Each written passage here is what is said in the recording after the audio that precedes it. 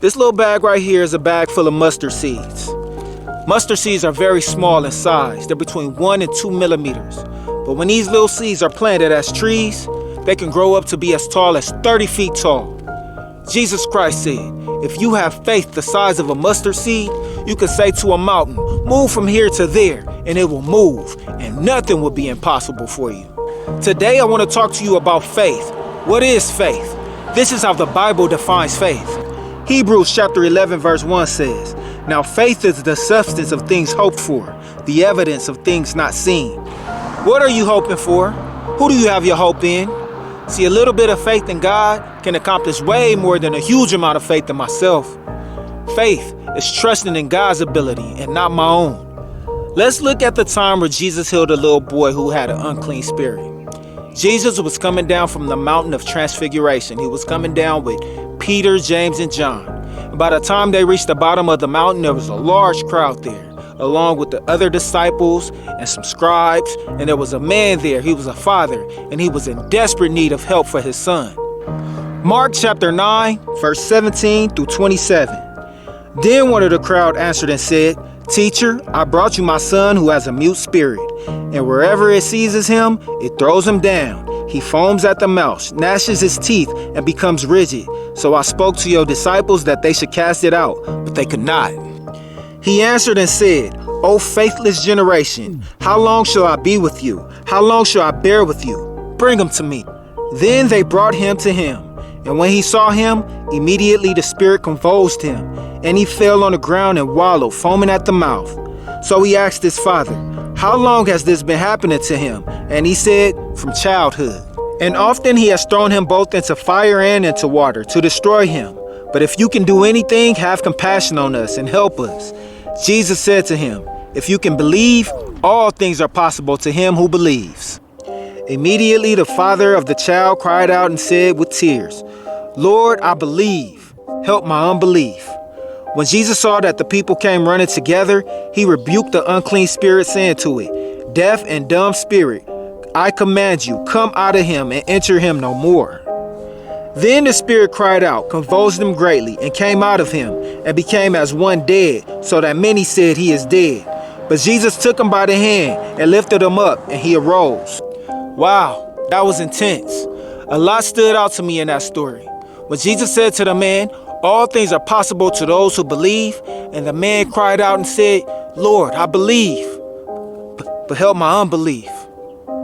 It kind of made me sad a little bit, because see, I'm saved, and I know when I die, I'll be with the Lord. I believe that. I am a Christian. But a lot of times I have a hard time believing that God will help me with the hardships that I go through right here on earth.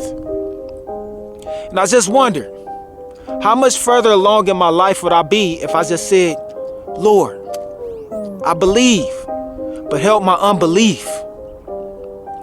And I ask you the same question. How much further would you be along in your life? How much healthier would you be?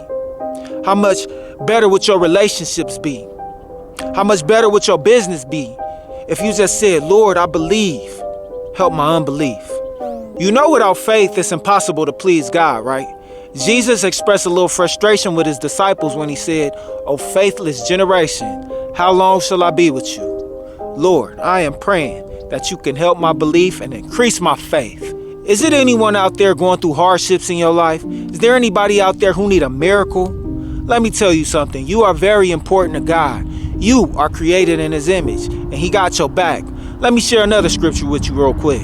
Matthew chapter 6, verse 30 says, Now if God so clothes the grass of the field, which today is and tomorrow is thrown in the oven, will he not much more clothe you, O you of little faith? Now let me show y'all some great faith. Matthew chapter 8, verse 5 through 10. Now when Jesus had entered Capernaum, a centurion came to him, pleading with him, saying, Lord, my servant is lying at home paralyzed, dreadfully tormented. And Jesus said to him, I will come and heal him. The centurion answered and said, Lord, I am not worthy that you should come under my roof, but only speak a word, and my servant will be healed. For I also am a man under authority, having soldiers under me. And I say to this one, go, and he goes, and to another, come, and he comes, and to my servant, do this, and he does it. When Jesus heard it, he marveled and said to those who followed, Assuredly I say to you, I have not found such great faith, not even in Israel." Jesus called the centurion's faith great faith. See, the centurion knew all about authority, and he knew that Jesus Christ's word had the authority to heal.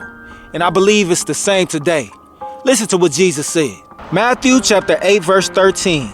Then Jesus said to the centurion, "Go your way. As you have believed, so let it be done for you." And his servant was healed that same hour. As you have believed, so let it be done for you. Let's look at the parable of the mustard seed. Matthew chapter 13, verse 31 through 32. Another parable he put forth to them, saying, "The kingdom of heaven is like a mustard seed, which a man took and sowed in his field, which indeed is the least of all these seeds. But when it grows, it is greater than all the herbs and becomes a tree, so that the birds of the air come and nest in its branches." A lot of great things start out small and end up big.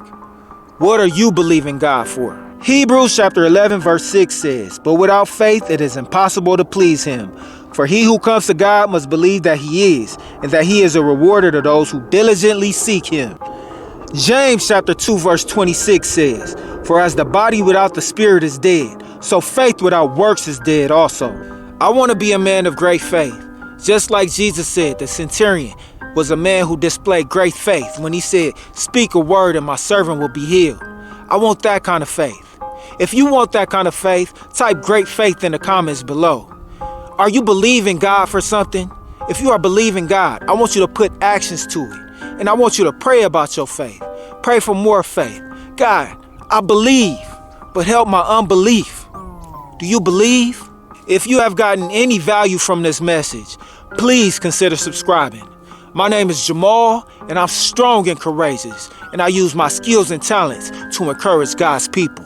God bless.